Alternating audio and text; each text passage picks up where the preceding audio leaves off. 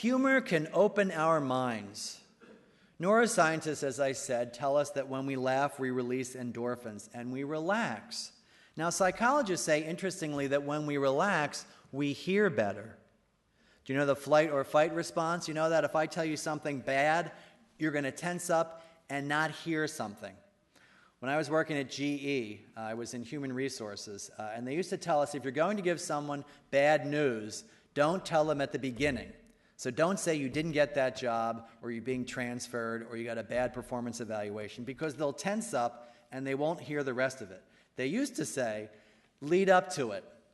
My manager would say, lead up to it. Say, come on in. How's the weather? Have a seat. Let's talk about this. And you lead up to it. So the big joke in HR was that if anyone ever said, come on in, have a seat, you'd say, what's wrong?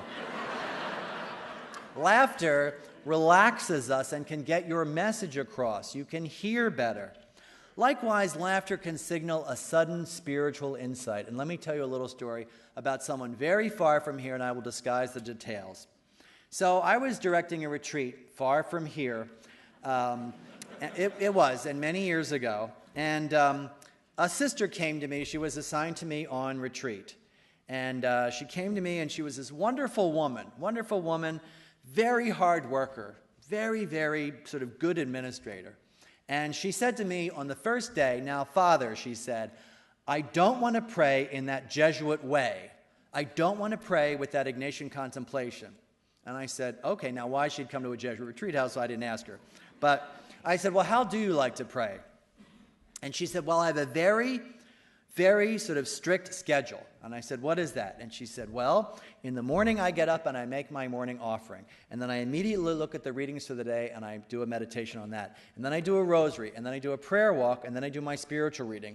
Before lunch, I make a particular examination of conscience. Then I have lunch and I do grace at lunch. After lunch, I do another rosary. I prepare myself again for Mass. I do another prayer walk. I pray at Mass. I do an hour's reflection after Mass. I go to dinner. After dinner, I write my journal for the day. And then I do my examination of conscience and I go to bed.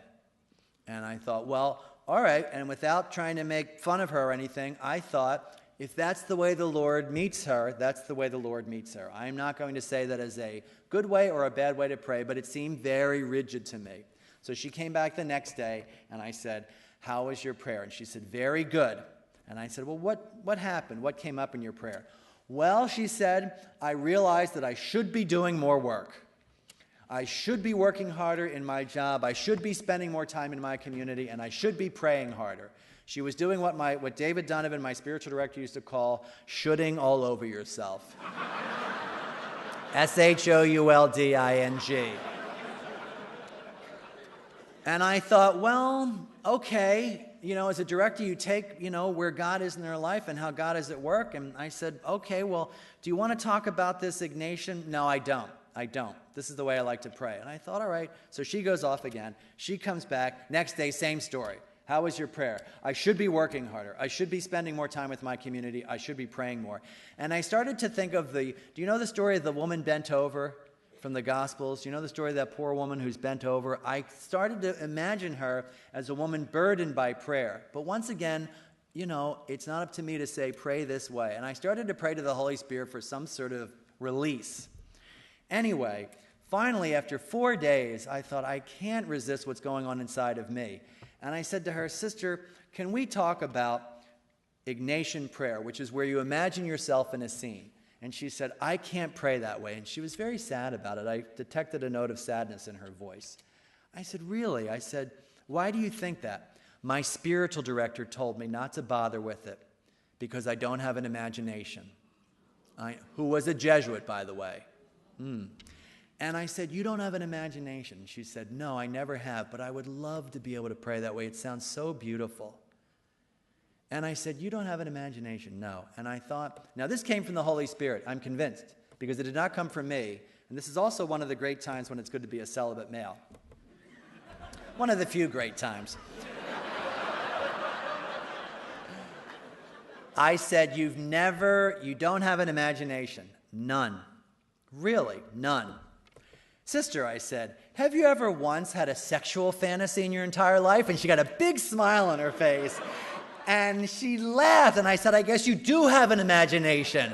And she burst out laughing. She laughed and laughed and laughed. I laughed. It was hysterical.